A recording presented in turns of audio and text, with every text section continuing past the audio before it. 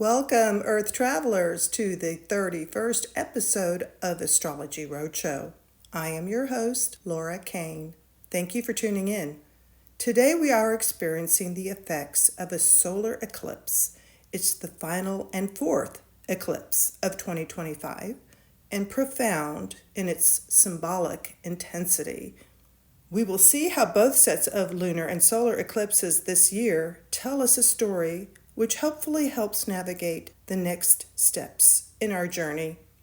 Before getting underway, now would be a great time to hit the subscribe button to this channel so you don't miss out on future episodes. Astrology Roadshow highlights the symbolism which our universe is always communicating, so you engage more consciously with the big picture and your individual journey.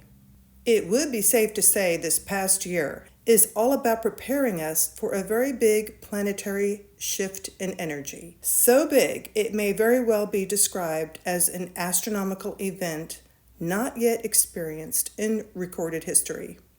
As discussed in recent episodes, outer planetary energy is changing zodiacal signs at the same time. Pluto, Neptune, and Uranus sign changes will be firmly underway in 2027. We will soon intuitively understand how major this is. And one thing seems certain, we are now really shedding the old ways, and we will be forging ahead into very new territories. Our sun and moon provide us with physical and spiritual life as our luminaries. Eclipses are constantly reflecting the changing cosmic landscape as the Earth's story continues. This year has provided many powerful examples of how energy changes reflect back on the collective, and we will go over that in a minute. But first, the astronomy is told via lunar and solar eclipses that occur 2 weeks apart. These sets happen twice yearly along the path of our moon's lunar nodes. Eclipses, along with corresponding transit positions for the north and south nodes, reveal a slow-moving energy direction that appeals to both our emotional and intellectual senses. During the middle of each set of lunar and solar eclipses, called eclipse season, when the lunar nodes are in exact alignment with the Earth and Sun, there can be much heightened energy playing out. These eclipse season set changes always occur approximately 173 days apart, averaging 2 times per year. There is also opportunity for heightened energy release at the midpoint between seasons, which occurs around 87 days from each seasonal center. 2025 spring eclipses coincided with much activity across the globe. The year soon filled with evidence leading up to this intense period of energy culmination. The top news stories still remain in play throughout this year. As mentioned, the midpoint time in between these sets is also a time of energy release. And this year's proof was exact to the date, and for all practical purposes occurring at the summer solstice. Iran was a significant news event with the entire world paying attention. And then a few days within the fall eclipse season, right after the lunar eclipse occurred on September 7th, it seems we have literally reached a point of no return. The symbolism being expressed is not lost on anyone who is aware of how cosmic energy is reflected in current events. As we witness what is happening collectively, we would do well to bring about conscious awareness of triggers experienced personally from all the manifesting energy. With each eclipse, astrologers study degree positionings for sun and moon and also the lunar nodes. Next of importance would be the aspects these make to other planets in real time.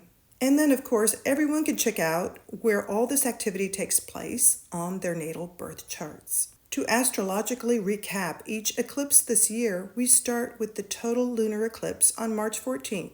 Right at about 24 degrees Virgo. These are the aspected areas that would be directly affected if you would overlay your natal chart onto this by house placement.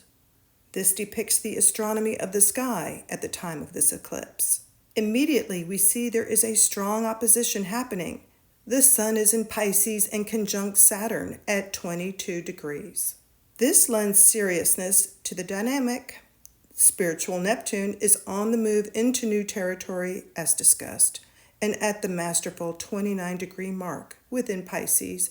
As you can see from the stellium, there are many planetary players within a wide orb of this event, including the Sun's position near the world point of Pisces to Aries. This point represents the end of the zodiac and the point of its beginning. Beginnings and endings is what this is saying, and the energy is literally shouting it out from every entity. The North Node represents energy direction, and it is right there.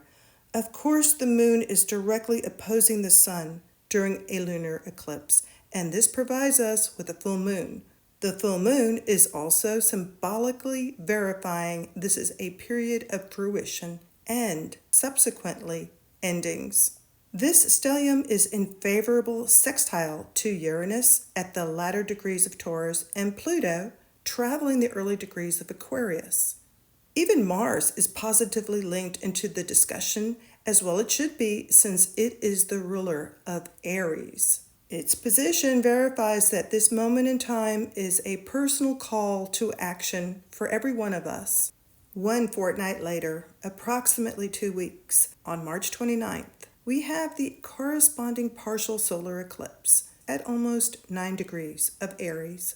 You can overlay your chart onto these house placements to see how it affects you by aspect. The astronomy of the moment shows the stellium now includes the moon, of course, since it is conjunct the sun during a solar eclipse. This is a new moon, representing a creational phase, and is positively emphasized, as can be seen by the trines and sextiles still in play. 6 lunar months later, that's 6 full moons, there's a total lunar eclipse again on September 7th. We enter the next eclipse season of the year. It occurs at the moon's location approaching 15 degrees and 24 minutes of Pisces. Here are the areas of aspect by house placement for your consideration. In real-time sky view, you can see the triangular trine of the outer planets with Uranus to Pluto now in strong orb. The favorable sextile aspect of Saturn and Neptune to both of them continues in play. Saturn and Neptune are literally in conjunction, meeting at the world point. All of this again brings home the importance of this entire year being about consciously ending what is no longer relevant while embarking on creative new ventures. This square, which occurs at 19 degrees for both Mars and Jupiter, would seem to suggest that even lucky Jupiter will have to get with the program and job at hand. Also of great interest is the other point computation relative to our moon, and that is Lilith at 18 degrees Scorpio. It is in exact favorable aspect to both the nodes of the moon. This really is an emotionally charged time, and one which demands the attention of the public at large. The moon symbolizes the public and also emotional intuition, and all moon points are directly in play. Lilith is often capable of a battle cry, and here she is, joined into the mission with a positive contribution. This brings us to date at the partial solar eclipse on September 21st, 2025. Just because it is a partial doesn't at all make the messaging any less strong. Quite the opposite, since the sun and moon are located at the masterful 29th degree of Virgo. This is the cusp of the Virgo-Libra world point, and also the fall equinox. Not only that, they are aspecting the Saturn-Neptune conjunction in partnership opposition at the world point area Pisces to Aries. This real-time aspect chart of what is occurring in the sky reminds me of a perfect kite ready to take off and fly.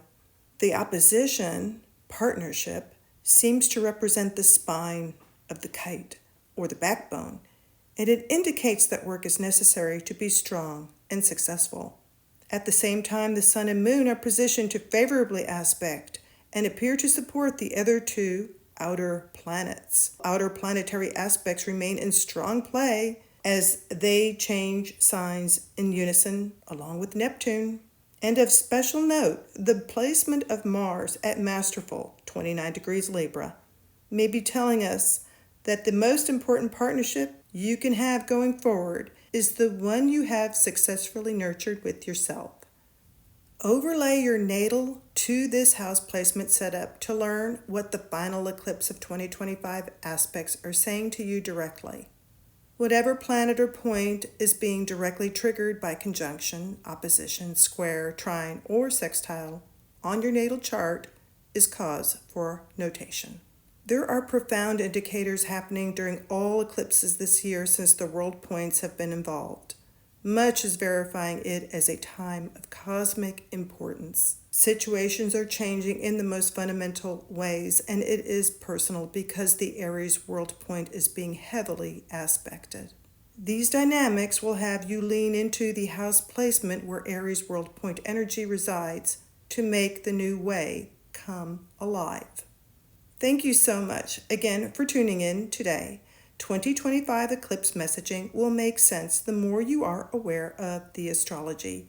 I hope you enjoyed and feel inspired to go about your journey with faith and confidence in yourself, even though we are in a period of major energy fluctuations. May the sun and the moon light up your way for you to interpret. If you have any questions or would like to email Astrology Roadshow for a natal or relationship reading, I'm available to book consultations, and you'll find information on the website. I also welcome your comments here and so appreciate your likes and shares. And as always, I look forward to seeing you again next episode.